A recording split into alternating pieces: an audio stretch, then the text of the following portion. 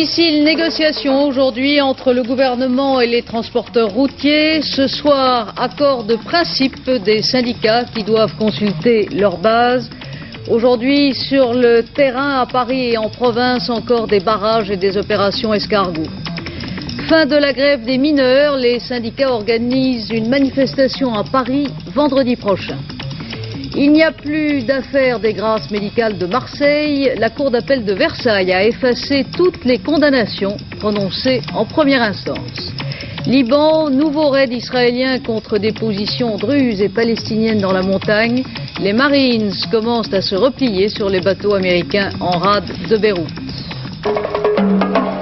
Madame, monsieur, bonsoir. Commencé ce matin à 10 h, c'est un face-à-face tendu qui s'est terminé au ministère des Transports à Paris il y a un peu plus d'1 heure. D'un côté, les représentants des pouvoirs publics, Charles Fitterman en tête. De l'autre, les responsables des 2 syndicats de transporteurs routiers qui orchestrent depuis 5 jours dans tout le pays la manifestation de leur grogne, et aussi 4 routiers représentant leurs camarades qui ne sont pas syndiqués. La tension a été entretenue tout au long de la journée par la situation sur le terrain, puisque de nombreux barrages filtrants ou pas sont restés en place dans plusieurs départements et que la région parisienne a été touchée à son tour.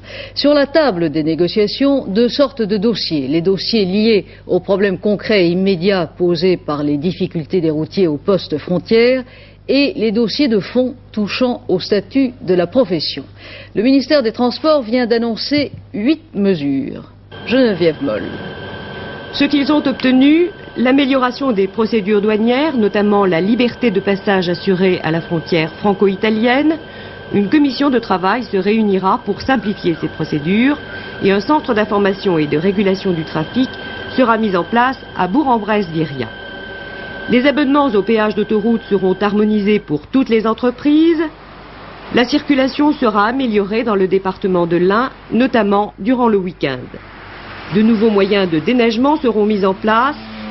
Des aides exceptionnelles de 8 millions de francs sont dégagées pour faire face aux problèmes posés par la grève.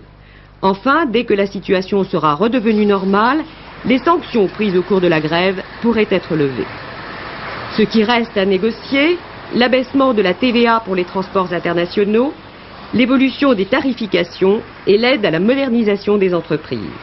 Des commissions devront négocier ces points avant la prochaine réunion avec le gouvernement, le 1er mars prochain.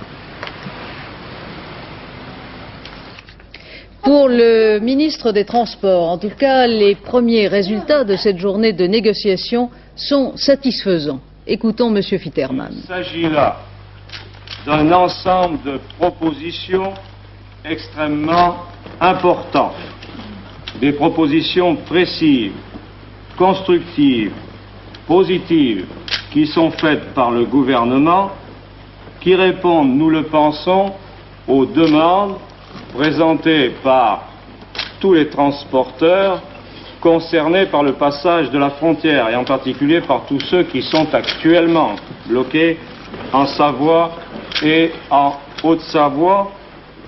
J'ai écouté leurs représentants directs au cours de la réunion et je pense que ces propositions répondent sérieusement aux demandes qu'ils ont présentées. Je le répète, le gouvernement est prêt à les mettre en application avec tous les moyens nécessaires. Il est prêt à poursuivre les discussions dans un esprit constructif. Mais il est bien évident que tout cela n'a de sens et de valeur que s'il existe une bonne volonté réciproque et si le pays retrouve, comme il le souhaite, l'entière liberté de ses voies de circulation. Le gouvernement montre d'une façon claire, constructive, sur le papier, par écrit, sa bonne volonté. Il faut que nous trouvions en face la même bonne volonté et nous pouvons, je pense, aller au bout de ce dossier et conclure la semaine prochaine. Les deux syndicats de transporteurs, la FNTR et l'UNOSTRA, ont demandé un temps de réflexion pour consulter leur base et ils n'ont pas voulu commenter encore les résultats de la journée. L'un des routiers non syndiqués qui a participé aux négociations dit, lui, son sentiment. J'ai pris des responsabilités parce qu'il fallait, je crois, participer, aider les gars qui étaient là-bas. Je ne peux pas maintenant, moi, prendre des positions pour les gens du national. Il y a des organisations FNTR et UNOSTRA qui sont là pour ça. Mais à titre personnel, qu'est-ce que vous préconiseriez? Moi, je pense qu'un peu de calme, maintenant, permettrait peut-être d'aboutir, tant sur le plan national qu'international. Un petit peu de calme, un peu de réflexion, je pense qu'on pourrait y arriver. Qu'est-ce que vous allez dire à vos camarades sur place? Je crois qu'il faut jouer le jeu. Alors je vais leur faire part de la déclaration du ministre, je vais leur dire point par point ce que nous avons obtenu. Et maintenant, très sincèrement, moi ça s'arrête pratiquement là. Pour nous, ce que l'on demandait, tous les problèmes concernant l'Italie sont ou réglés ou en bonne passe de l'être. Reste à voir maintenant comment réagit la base et dans les régions où les routiers avaient laissé en place ou même durci leur dispositif aujourd'hui, la base paraissait plutôt décidée à tenir bon, comme l'a constaté en Haute-Savoie Hervé Brusillon. À l'heure où l'on vient de connaître les dernières mesures, il s'agit maintenant pour les délégués syndicaux d'en référer à leur base. Mais il y a aussi les non-syndiqués qui attendent de parler impatiemment avec leurs représentants qui étaient à Paris de ces mêmes mesures. Ces non-syndiqués qui étaient à l'origine du mouvement étaient en grande effervescence cet après-midi sur les grands axes des Alpes. Aujourd'hui, pour eux, après une semaine de barrage sur cette route du col de Fréjus, c'était le grand jour. À Paris, on négocie à propos de leurs revendications, alors ils sont à l'écoute. Malheureusement, là aussi, situation. Là, il faut plus lâcher, hein. C'est juste bon coup. Au fil des heures, les esprits vont s'échauffer et on évoque déjà les futures actions. Il n'y a rien qui est sorti, on n'a pas de nouvelles de la conférence. Nous bloquons les routes fermes. Il n'y a plus de touristes, même le régional qui ne passe pas. Et puis au même moment, des remorques de camions passent, chargées sur un train. Et cette fois, c'est franchement la colère, une colère qui a son ennemi nettement désigné. Dehors, Peterman!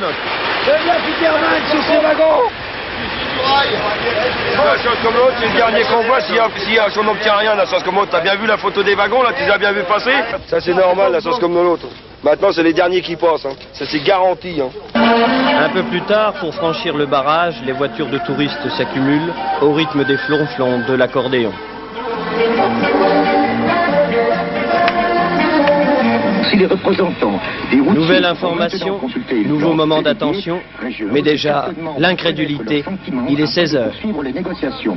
Enfin, tous les problèmes du Mont Blanc seraient réglés. Voilà, là c'est tout ce que nous savons pour l'instant. Les deux syndicats qui ont participé aux négociations représentent essentiellement dans la profession les patrons. Les syndicats CGT et CFDT des salariés qui avaient dénoncé toute l'opération ne veulent pas maintenant en faire les frais. De négociations sur les problèmes sociaux sans que nous soyons autour de la table de négociation. Donc sur ce point, et si se vérifient les informations que nous avons, nous pouvons être que d'accord. Et sur le fond des propositions? Sur le fond des propositions, c'est vrai que depuis bien longtemps, nous aussi, nous avions attiré l'attention sur les difficultés que rencontraient nos camarades salariés des transports au passage des frontières entre la France et l'Italie. Nous pensons donc que des assouplissements ne peuvent être aussi que profitables aux salariés des transports. Néanmoins, nous espérons que les patrons vont mettre à profit ces assouplissements pour enfin payer les temps d'attente en douane qui ne sont pour l'instant pas payés aux salariés des transports. Les négociations d'aujourd'hui ont été d'autant plus difficiles qu'en dépit des conditions posées initialement par le gouvernement pour leur ouverture, les barrages avaient été maintenus, l'autoroute Bordeaux-Paris a même été coupée aujourd'hui et aussi les deux syndicats de transporteurs n'ont pas toujours paru à l'unisson. Les résultats de la journée paraissent plutôt tournés ce soir à l'avantage des routiers, Jean-Claude Renaud. Jean-Claude Renaud qui fait le point sur les rapports de force dans ces négociations. Ouais, Charles Fitterman a dû affronter une négociation à chaud au moment où la pression montait d'un cran sur les routes avec plus de barrages, y compris autour de Paris. La négociation était aussi extrêmement délicate car les interlocuteurs que le ministre avait en face de lui n'étaient pas forcément ceux qui détenaient la clé des barrages. Le ministre avait d'ailleurs, pour être plus sûr de réussir, fait venir d'urgence les représentants des non-syndiqués et fait recevoir les représentants des salariés. En fait, alors que le conflit était né d'un problème précis, les douanes, et qu'il était animé par une base souvent inorganisée, syndicalement, le ministre, peut-être pour avoir trop tardé, s'est retrouvé ce matin avec sur la table tout le dossier du transport routier face à des organisations syndicales parfois contraintes à la surenchère pour récupérer le mouvement. On saura si Charles Fitterman a réussi sa négociation avec la réponse de l'UNOSTRA et de la FNTR et lorsque les barrages sur les routes seront levés. Aujourd'hui, les syndicats, essentiellement l'UNOSTRA, avaient choisi de faire monter la pression d'un cran en visant pour la première fois depuis le début du conflit la région parisienne. Des opérations escargots ont enrayé la circulation sur les boulevards périphériques pendant toute la journée. Des barrages avaient été montés autour de Gare au Nord et l'accès à l'aéroport de Roissy était pratiquement impossible. Depuis un quart d'heure, le périphérique autour de Paris est complètement bloqué. C'est ce que le PC de Rosny-sous-Bois vient de me téléphoner. Sur le plan politique, pas de réaction officielle encore sur le résultat de ces négociations. Dans notre dernier journal à 23h15, un débat sur la nature corporative ou politique de ce conflit opposera Dominique Jamais du quotidien de Paris à Roger Pourtout de l'Humanité. Le problème des routiers français déborde nos frontières. Plus de 2000 routiers, qui ne sont pas seulement des Français, sont maintenant bloqués aux postes frontières franco-italiens, toujours affectés par la grève du zèle des douaniers italiens. Et plus d'1 millier d'autres routiers sont bloqués aux frontières entre la Suisse, l'Autriche et l'Italie. La situation vue du côté italien, Victor Vrament. Les douaniers italiens n'ont aucune intention d'arrêter leur grève du zèle. Aucune négociation n'est prévue avec le gouvernement. La grève, qui consiste à refuser de faire des heures supplémentaires, devrait donc durer au moins 3 jours. Au départ, les camions étaient bloqués. Il y en a 2000 maintenant, à cause des barrages de l'autre côté de la frontière. Pour compliquer encore la situation, il y a donc cette grève des douaniers italiens qui travaillent de 8h du matin à 2h de l'après-midi. Pas une minute de plus. Combien de temps ça peut encore durer ? Au mieux, ça se débloque quand même le plus vite possible. Avec le manque d'informations qu'on a, on ne peut pas tellement dire. Hein. On ne dit rien. Oui, à peu près, oui. On n'a pas passé jusqu'à la fin de la semaine. Hein. On pense partir jeudi ou vendredi, mais c'est pas sûr. Hein. La situation est dramatique. La plupart des routiers dorment dans leurs camions. Mais la nuit, il fait moins 15, moins 18 degrés. Et il n'y a plus de gazole. C'est la police italienne qui apporte du gazole, au moins pour faire fonctionner le chauffage dans les cabines. Bétail transporté mourant, marchandises avariées, un désastre. La grande consolation, c'est l'attitude des habitants de la vallée d'Aoste. Les restaurateurs donnent à manger aux routiers. La police italienne apporte des sandwichs. Enfin, ce qu'elle peut. Il faut bien préciser une chose, c'est que même si on trouve des solutions à Paris et à Rome, en ce qui concerne les douaniers italiens, ici dans la vallée d'Aoste, la situation continuera à être complètement bloquée pendant plusieurs jours. Le problème est donc le suivant. Si les routiers ont supporté pendant 5 ou 6 jours des privations en tout genre, combien de temps pourront-ils encore résister physiquement et moralement? Combien de jours? C'est tout le problème en effet. Le président Mitterrand a été lui aussi victime des camionneurs aujourd'hui, des camionneurs irlandais qui, en signe de solidarité avec leurs collègues bloqués en France, ont obligé le cortège officiel qui raccompagnait M. Mitterrand à l'aéroport à changer d'itinéraire. Le chef de l'État était en effet en Irlande, où il a conclu sa tournée européenne pour préparer le prochain sommet de Bruxelles. À Dublin, Philippe Arroir. Si chaque pays est d'accord pour une relance de l'Europe, chaque pays a aussi ses intérêts propres à défendre. Ici, à Dublin, où le président Mitterrand a rencontré le Premier ministre Fitzgerald, le dossier le plus délicat est celui du lait. On sait qu'il faut à tout prix réduire les excédents laitiers. La Commission de Bruxelles a fait des propositions dans ce sens. Mais les Irlandais, grands producteurs de produits laitiers, ne sont pas d'accord avec ces propositions. Ils voudraient même pouvoir y échapper. C'est leur principale revendication. L'Irlande est un petit pays, principalement agricole, qui subit une crise économique grave. Elle a jusqu'à présent largement bénéficié des bienfaits du marché commun. Aussi est-elle plutôt méfiante lorsqu'il s'agit de parler d'une réforme de la politique agricole commune, pourtant nécessaire.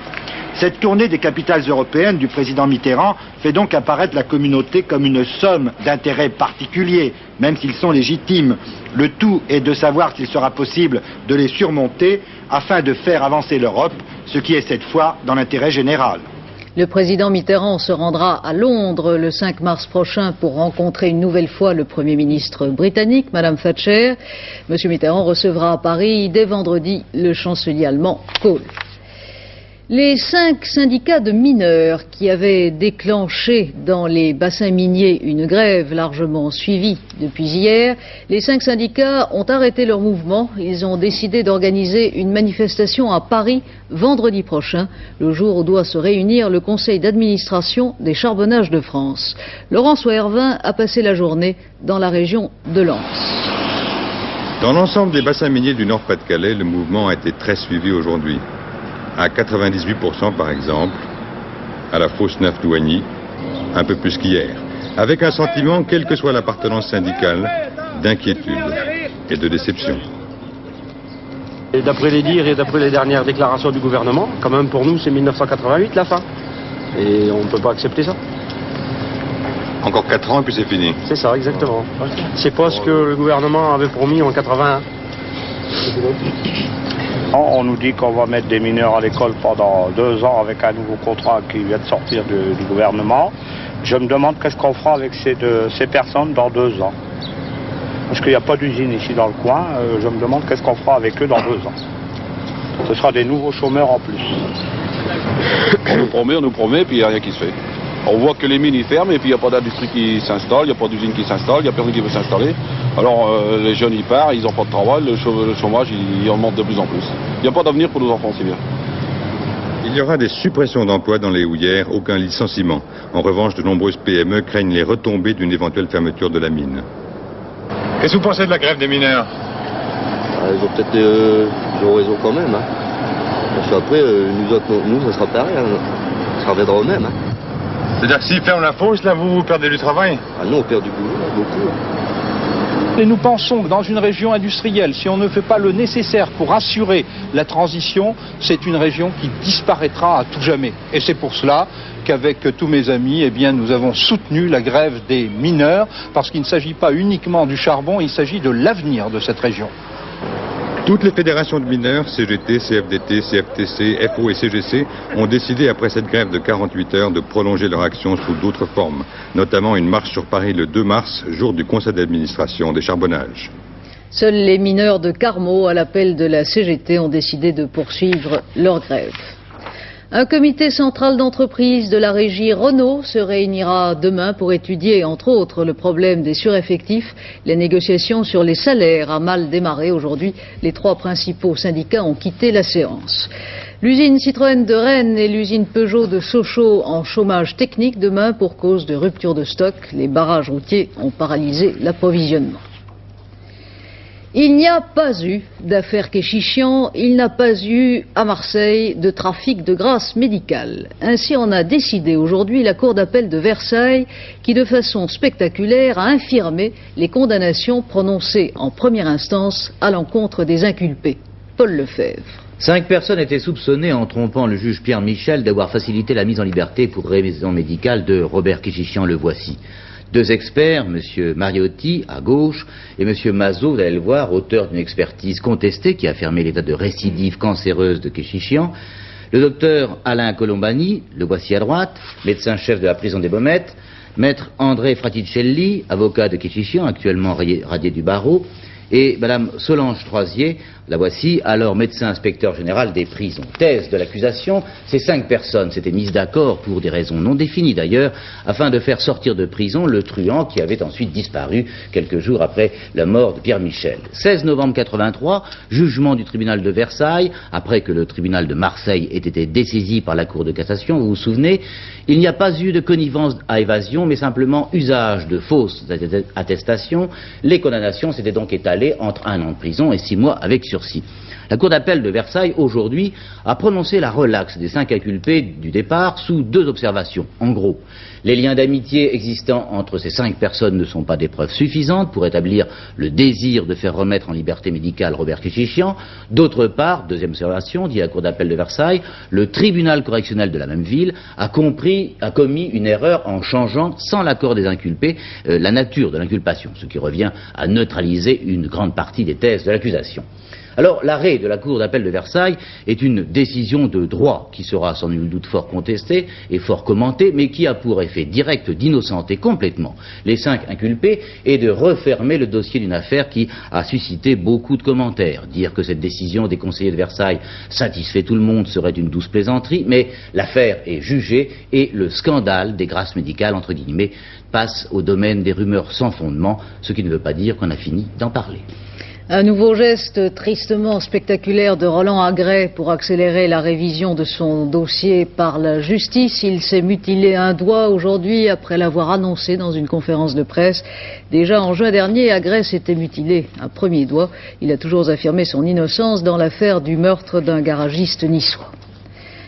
Venons-en maintenant à l'actualité, à l'étranger, d'abord au Liban. Pour la 2e fois en 48 heures, l'aviation israélienne a bombardé ce matin dans la montagne libanaise des positions druzes et palestiniennes. Le ministre israélien de la Défense a par ailleurs reconnu qu'une colonne blindée israélienne qui a rebroussé chemin hier soir avait bien franchi la rivière Awali qui sert maintenant de ligne frontière.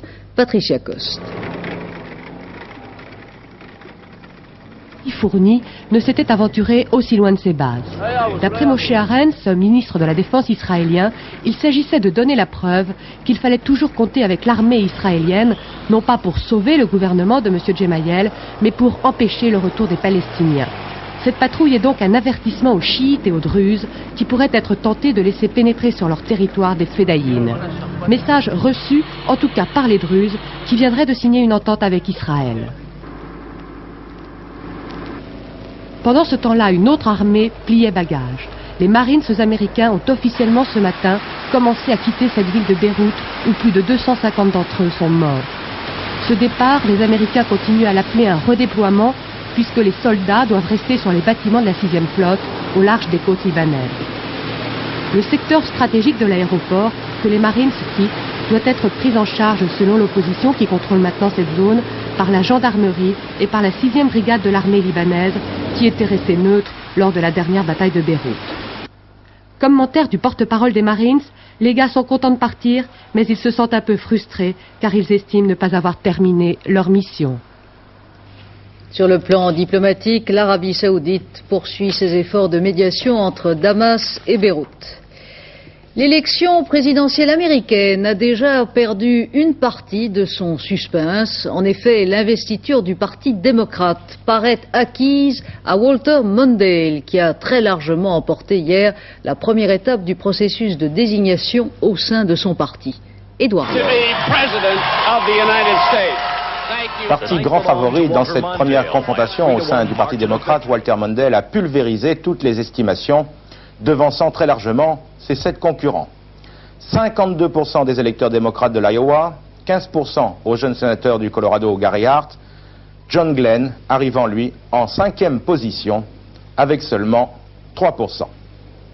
C'est la première surprise. L'ancien astronaute que l'on plaçait il n'y a pas si longtemps à égalité avec Walter Mondale vient d'être brusquement mis hors compétition, tout laissant prévoir qu'il n'est plus en mesure de figurer comme un éventuel candidat. Deuxième surprise, Gary Hart, 46 ans, que l'on considère comme la future relève du Parti démocrate, à qui l'on donnait à peine 2 à 3% des voix, qui se retrouve aujourd'hui en 2e position, mais qui semble avoir tout de même bien peu de chances de menacer Walter Mondale, ancien vice-président de Jimmy Carter, et dont la puissance de la machine électorale vient de faire la preuve éclatante de son efficacité. Il s'agit en fait d'une victoire beaucoup plus psychologique que politique. Cette élection de l'Iowa ne représente pratiquement rien dans le système électoral qui va entraîner la désignation du candidat démocrate. Disons que si on en parle, c'est parce que c'est la première élection, mais que si Walter Mondale emporte aussi la 2e, beaucoup plus importante, celle du New Hampshire, dans une semaine, on pourra, sans trop s'avancer, pronostiquer qu'il sera le candidat démocrate face au seul candidat républicain, Ronald Reagan. À moins qu'un jeune sénateur du nom de Gary Hart ne nous réserve d'ici là quelques surprises, comme l'avait fait en 1976 un inconnu du nom de Jimmy Carter.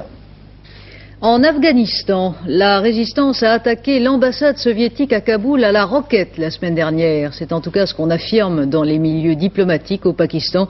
Il s'agirait de la plus vaste opération nocturne menée depuis 2 mois par les résistants afghans. Un courant d'air froid dans les relations entre le Kremlin et le Parti communiste français. La Pravda a publié aujourd'hui la longue liste de télégrammes de félicitations envoyés par les responsables communistes du monde entier au nouveau numéro 1 soviétique Konstantin Tchernenko. Et le Parti communiste français n'y figure pas. Son service de presse a confirmé qu'aucun message de félicitations n'avait été envoyé au Kremlin. Revenons à l'actualité française avec une information qui risque de coûter plus cher à ceux qui aiment les longs bavardages téléphoniques. Les PTT vont en effet en avril prochain augmenter leurs tarifs de 8,3% en moyenne, mais de fortes réductions seront consenties aux heures creuses de la journée. Jean-Pierre Quinson. D'abord, la taxe de base, elle passerait de 60 à 65 centimes au début du second trimestre. Mais aussi, dans le courant de l'année, l'apparition, grâce à de nouvelles minuteries dans les centraux, d'une modulation tarifaire. Il y aurait en semaine 4 tarifs, bleu, blanc, rouge et bleu nuit. Le tarif bleu nuit s'appliquerait de 23 à 6 heures du matin avec une réduction de 70%. Le tarif bleu de 21h30 à 23h, réduction 50%. Le tarif blanc de 6 à 8 heures et de 18 à 21h30, réduction 30%. Enfin, le tarif rouge ou plein tarif de 8 à 18 heures. Un tel système existe déjà dans plusieurs pays étrangers. En Italie, il y a 5 tarifs différents en fonction de l'heure. En Angleterre, 4. Aux USA, 3. De telles dispositions seront prises non seulement pour étaler le trafic, mais aussi avec un objectif de rentabilité commerciale globale. Cela touchera 21 millions d'abonnés. Restera à ceux-ci à savoir en tirer profit. Le sport maintenant est d'abord le ski avec une belle revanche pour Hélène Barbier au championnat de France à Oron. Très déçue de ne pas avoir été sélectionnée pour les Jeux de Sarajevo, la plus jeune skieuse de l'équipe de France a remporté aujourd'hui le titre national du slalom géant. Alain Vernon. Je n'ai rien vu de mieux dans le ski français depuis 20 ans, a dit Marielle Guachel de la cadette de l'équipe de France, Hélène Barbier. 17 ans et demi, cheveux longs, Hélène Barbier évolue dans un style très naturel, un peu heurté tout de même en apparence par l'amplitude de ses mouvements de bras. En tout cas, pour Hélène Barbier, écartée dans l'amertume de la sélection olympique pour Sarajevo, il fallait démontrer qu'on pouvait compter sur elle. Sur un tracé difficile aujourd'hui, elle remporte chez elle à Oron le titre national du géant, confirmant devant ses aînés qu'elle est bien l'un des plus solides espoirs du ski féminin français et sans doute la mieux armée pour ramener la Coupe du Monde en France. Maintenant le but c'est les championnats du monde junior où il faudrait que je fasse quelque chose. Je dis pas que je vais avoir des médailles mais j'espère faire quelque chose. Et ensuite la Coupe du Monde où il faudra marquer des points. Hélène Barbier, championne de France du géant ce soir devant Carole Merle et Fabienne Serra, la tenante du titre. Rugby, on connaît la composition de l'équipe de France qui affrontera l'Angleterre au Parc des Princes le 3 mars prochain pour son 3e match du tournoi des 5 nations.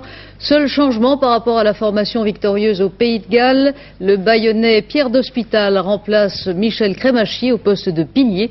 Les 2 ailiers Estève et Lagisquet permutent. Jean-Charles Orso, le Niçois, a été rappelé comme remplaçant. Football, début des matchs retour ce soir des 16e de finale de la Coupe de France. On suivra particulièrement les rencontres Le Havre-Bordeaux, Toulouse-Toulon et Nantes-Rennes.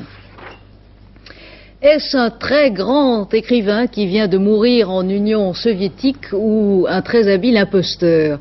Mikhaïl Chokolov est mort en tout cas à l'âge de 79 ans, comblé d'honneur dans son pays. Vous le voyez ici en compagnie de Monsieur Khrouchtchev. Mikhaïl Chokolov avait reçu en 1965 le prix Nobel de littérature. Son chef-d'œuvre, Le Don paisible, pourrait en fait avoir été écrit par un autre. De fortes présomptions existent dans ce sens en Union soviétique même, mais il n'y a jamais eu d'enquête officielle parce que Staline aimait beaucoup le livre en question. Les autres livres de Mikhaïl Chokolov ont paru beaucoup plus médiocres. Parlons maintenant du temps de demain, Brigitte Simonetta. Je vous annonce un temps variable. Oui, mais quel temps variable? Avec prédominance d'éclaircies ou prédominance de nuages? Regardez la photo satellite, vous allez le deviner vous-même. La perturbation qui nous touchait ce matin s'est installée dès midi sur les bords sud et est du pays. Demain, elle se décalera légèrement vers l'Europe centrale, mais très progressivement. Suivront alors tous ces points blancs. Ce sont des nuages qui formeront un ciel de traîne et d'une traîne active. Regardez la carte pour demain. Le temps restera couvert de l'Alsace à la Corse, donnant de faibles pluies et de faibles chutes de neige sur les Alpes. En revanche, partout ailleurs, après une belle matinée, les nuages s'installeront. Il neigera abondamment sur le Massif central, sur les Pyrénées. En plaine, les averses pourront être violentes et localement, des orages éclateront accompagnés de grêle. Enfin, il faut signaler sur l'Atlantique une forte houle de secteur ouest-nord-ouest qui donnera une mer grosse. Le baromètre baisse et les températures maximales continuent de monter, toujours de 3 à 9 degrés sur la moitié nord et de 6 à 13 degrés sur la moitié sud. Nous serons le mercredi 22 février. Le soleil se lèvera à 7h47, se couchera à 18h21. Nous fêterons les Isabelles sans perdre la notion du temps. Bonne fête aux Isabelles. Un mot encore pour vous présenter ce numéro spécial de Libération. Vive la crise, un numéro en collaboration avec Antenne 2 qui complète l'émission que vous ne devrez pas manquer demain soir à 21h40 sur notre chaîne Vive la crise. Une émission racontée par Yves Montand et préparée par Jean-Claude Guibaud et Michel Albert. Et puis un nouveau magazine pour les philatélistes, Timbroscopie, le magazine de la philatélie active, peut-on lire sur la couverture. Voilà, à 23h15, c'est Hervé Claude qui vous présentera notre dernier journal. Demain, 12h45, antenne de midi, 18h30, c'est la vie. Et j'aurai le plaisir de vous retrouver demain à 20h. Très bonne soirée.